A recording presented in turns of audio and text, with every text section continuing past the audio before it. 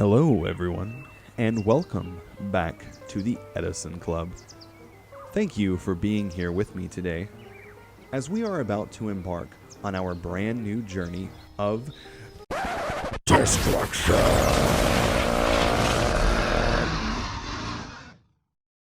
Are you into high-rarity snobbery? I am not worthy. Or perhaps you prefer the common man's bargain hunt? What the Yugi? Is that a Lila? Normal summon Lumina, in phase mill wolf, wolf, wolf. Watch your opponent devolve into tears. Stack for plague spreader, make Brionic. Brio them into oblivion. Why me? Special summon Judgment Dragon, nuke everything. Does this sound appealing to you? Well, then you've come to the right place. Welcome to the Edison Club's ultimate Lightsworn guide. What's going on, guys, and welcome back to the Edison Club. Today I'm bringing you my second place finishing Kristya Sworn list from the Nintendo Switch tournament at Picante Trading Card Games this past weekend. I went undefeated the entire day up until the very last round, losing to Black Wings, who was also a Black Wing player that I did beat in Swiss. So it always sucks when that happens, but it's okay. We still went undefeated up until then. The deck definitely overperformed, and I really want to show this deck off to you guys today and just kind of give you an update of where I'm at with Lightsworn. So before we get started, please make sure that you like, share, comment, and subscribe. It really just motivates me to keep going, getting better at the game, as well as content creation. So when you guys are hitting that button and ringing that bell, just lets me know, hey, we're enjoying the content, we like what you're doing, and I want to do more of it for you guys. So let's jump into this deck profile here. We're going to go over the one-ofs first. Starting things off, we have one copy of Lumina, we have one Aaron, we have one Arcus, one Jane, one Garoth, and I actually went back to playing Graganith. I do think that in a build that includes Glorious Illusion, that it is really good to be able to have this guy to pull back in the mid to the late game. Gets well over 3,000 most of the time, does piercing and mills 3. And sometimes you can combine this guy with Honest and really get in some nasty piercing damage. Oddly enough, every time I summoned this guy last Saturday, I actually tribute summoned it. So I would do stuff like summon Soul of Purity and Light, summon this guy, tribute the Soul of Purity and Light to get a 4th fairy for Kristya. So that did happen a lot. And Graganith always seems like it does overperform whenever I play it. This was formerly Genis Lightsworn Mender, as I was originally playing ×2's deck list from the RB Team Merino Valley. Definitely have to give a shout out to ×2. I really enjoyed talking to him on all things to do with Lightsworn. And he's, in my opinion, he's pretty much set the standard for how Lightsworn is going to look going forward. So these are the one-of Lightsworns that we play. And then also one-ofs, we have Plague Spreader and Card Trooper. You pretty much are always going to see these be included in basically every Lightsworn list that you look at. So they're nothing special, but you want to have them there. Then going into the two-ofs, we have 2 copies of Lila. We have 2 Shire, 2 Soul of Purity, 2 Judgment Dragon, 2 Celestia, 2 Honest, and 2 Kristya. So there's a lot of two-ofs in here. Now you notice from the original list of Kristya Sworn that James Ark topped with, these numbers have been condensed some. You're seeing 2 copies of Kristya, 2 copies of Soul of Purity and Light, and 2 copies of Celestia now. As before, we had 3, 3, and 3. So this is in an effort to try to reduce the amount of dead cards to help cut down on bricking. So you still have 4 boss monsters, and in some ways you have 6, because Soul of Purity and Light is actually a really strong powerhouse just by itself. Sometimes putting up Soul of Purity and Light with Lila can be really good, because it essentially makes Lila 2,000 attack. So that really comes up sometimes. Not a lot to say about these.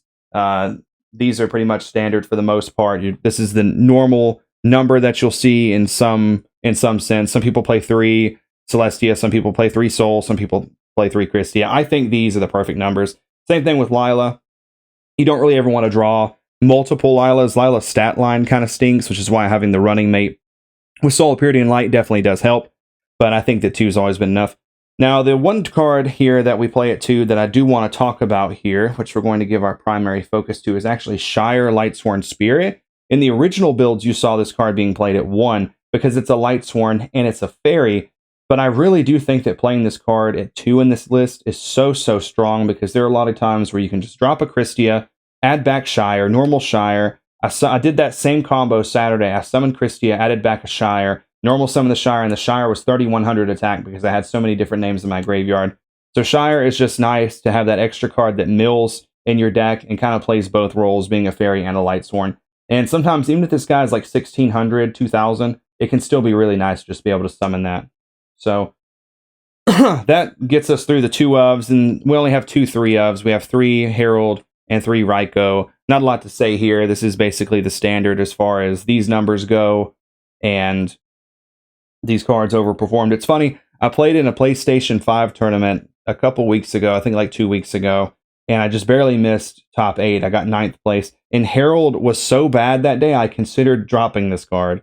And then this past weekend at the Switch tournament, Herald overperformed. It was absolutely crazy. So I guess it just depends on the decks that you play against that day. But that's going to round off the monster cards. We're going to go into spell cards here. We have 2 copies of Gold Sarcophagus. We have 1 charge, 1 card destruction, and triple solar recharge. Card destruction was actually a last minute inclusion. The deck is actually 41 cards. I wanted to play another spell card that I felt like was strong and could kind of help you if you do end up breaking early in the game. So card destruction was there to kind of just fill that role. And the rest of these are just pretty standard. Normally you see these in Lightsworn and Kristya. Gold Sark does have a little bit more utility in this build because of the way I have the side deck built, but we'll get into that here in a second. So that rounds off the spell cards. Going into the trap cards, we have 2 Beckoning Light, 2 Glorious Illusion, Mirror Force, and Call of the Haunted. And all of these were very, very good. I'm still big on the Glorious Illusion. I can't believe that as big as of a fan of Lightsworn as I am, that I went as long as I did and never gave this card a chance until ×2 topped with it for the first time.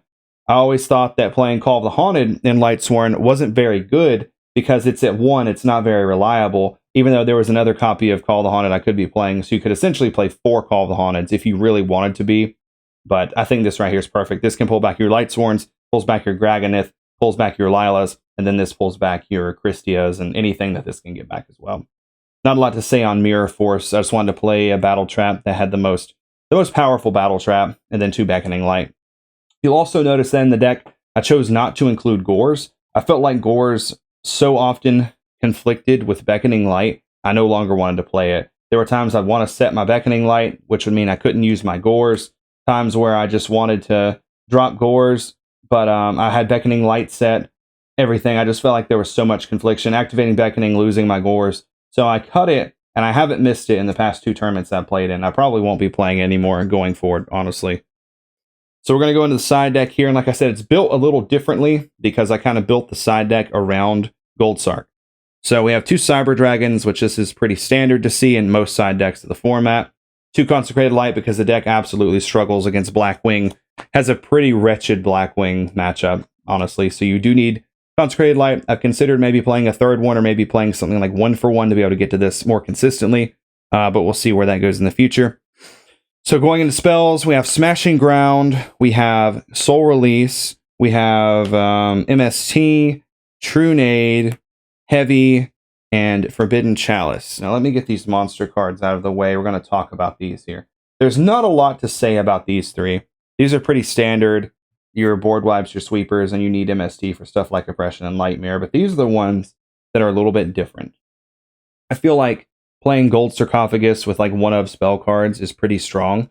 And Chalice and Smashing Ground are very similar. I really just wanted to test out Chalice. I wanted to test this against decks that could flood you out with stuff like Vanity's Fiend, but could also play defensively with like Raikous and Hamsters, because you can use this on Raikou and Hamster, but it has to be during the first part of the damage step before your opponent initially even tries to activate that effect. So I wanted to be able to have something I could Gold Sark into to be able to get over things like that. I never used it, it never came up, so it probably will not be side decked anymore. But Soul Release and Smashing Ground both. This could be Smashing Ground, it could be Chalice, this can be Lightning Vortex, this can be Soul Taker. Just sometimes you play against a deck like Monarchs that you know they're going to Vanity's Fiend you. You can like Gold Sark this card turn 1. It gives you an out to it, makes them play more awkwardly. It also gets over stuff like Absolute Zero as a 1-for-1 trade too. And Soul Release, just a blowout in the mirror match. And sometimes against stuff like frogs, zombies, whatever, that you want to just banish their whole graveyard. Then, going into trap cards, we have 2 copies of Royal Decree. This is no surprise to Lightsworn. We're not even really going to talk about that. If you get Royal Decree and Consecrated Light, it's very, very good against Blackwings.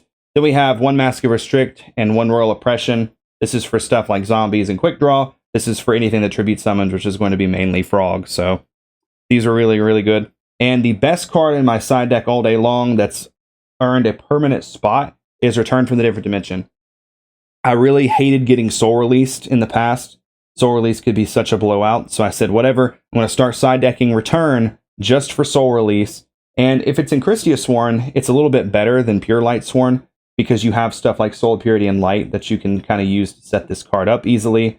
And you can also use this card to grab back stuff that you've used to like bait out Dimensional Prison, bait out Bottomless Trap Hole, stuff that's been banished off of Caius and stuff like that. So this card 100% overperformed. There was a game where I actually gold sarked into Return after getting hit with Soul Release. Returned back like double Kristya, double Celestia, Honest, and just won that way. So always going to be side decking Return now, so keep you on your toes.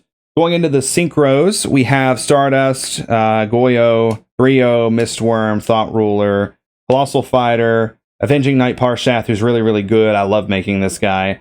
We have Ancient Fairy Dragon, X-Saber, Urbellum. I actually don't have an Ancient Sacred Wyvern because I don't feel like that card comes up enough for me to spend $25, $30 on it. And if I ever do start to miss it, I guess I'll have to just bite the bullet and do it. But I played these two instead. I made Ancient Fairy Dragon one time to wall up in the mirror match, and I never made X-Saber or Bellum. So we have Black Rose Dragon, Flamvel Guy, Tempest Magician, Catastor, Armory Arm, Chimera Tech. You don't really use the extra deck a lot. When you do, you're normally going for stuff like 7s with like Orange Light plus your Celestia, or you're going for 8s with your Orange Light or your Plague Spreader plus your Soul Purity and Light. Primarily this guy. This guy is so strong. This guy is so underrated. He was probably the best card in my extra deck all day on Saturday. I really like Avenging Knight a lot. So, yeah, that's about all there is to say, guys. Appreciate you guys for watching. And this is, as I stated before, this is the second place finishing Kristya Lightsworn list. Also, if you haven't already heard, Big Boy Gaming is going to be hosting a 5K event in Raleigh, North Carolina in December. So you want to make sure that you get there and check that out. First place is going to receive a giant card, Black Rose, and cash, and then it scales down all the way to, I believe, like top 16 or something like that from there. Also, the Edison Club is donating this playmat that you see here. It has Mobius, the Frost Monarch on one side, the Stalos, the Firestorm Monarch on the other side, and it says BBG 5K winner on both sides of the playmat. This is something we wanted to do. Throw it in for you guys as an additional prize. It's really, really cool. It's cloth, so it should be pretty popular. All right, guys, thank you for watching. This is Mike from the Edison Club, signing out until the next one.